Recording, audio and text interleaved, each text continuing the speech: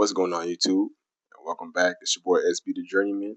And today, when we're making a stop at a place where a 17-year-old and an 18-year-old both shoot at each other while in the same vehicle, taking each other's lives while in the middle of a drug deal.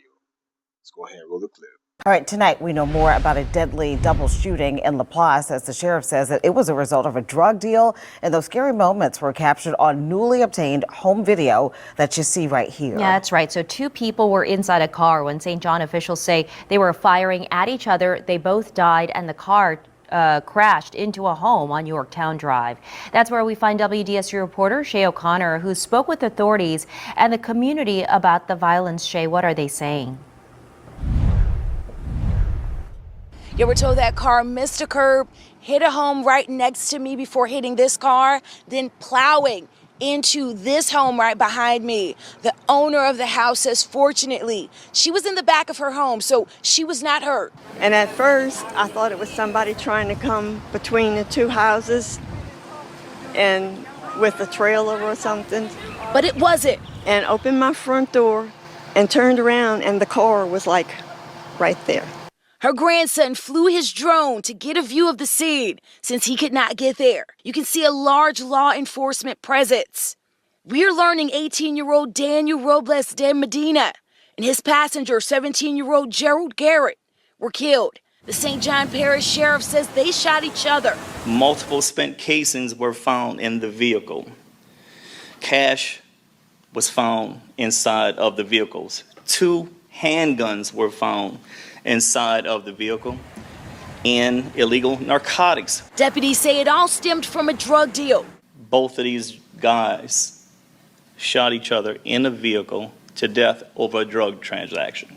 The shooting leaving the community shaken. For this to happen in broad daylight, it's kind of really messed up. The sheriff in shock by the situation too, especially with news of 2 young people losing their lives. Having a shootout inside of a vehicle. You got people out there that were washing their cars. You had people out there that were just standing out there. They didn't really even hear the shots. The sheriff did tell us that the 17-year-old and 18-year-old had criminal histories, but very minor. He did not elaborate on those crimes because he says the 2 were minors at the time. Reporting from here in Laplace, Shay O'Connor, WDSU News.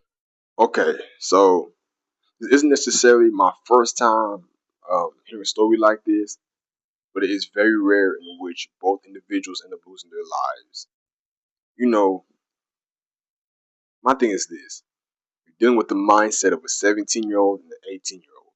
At that age, you still can't get along. There's brothers that age who still bump heads. There's friends that age who can't see eye to eye. Still living with your parents, still seeking guidance. You're not mature. So I don't know how this was expected to work. You know, I'm sure either side probably felt cheated. You know, and there's no honor amongst thieves, right? Dealing with paranoia. There's no fair ground. There's no coach. There's no referee. It's just dealing with men's egos, and they weren't even mature. You know, especially being raised in a society which teaches us to react instead of respond. You know, there is no fairness that's going to come out of doing something illegal.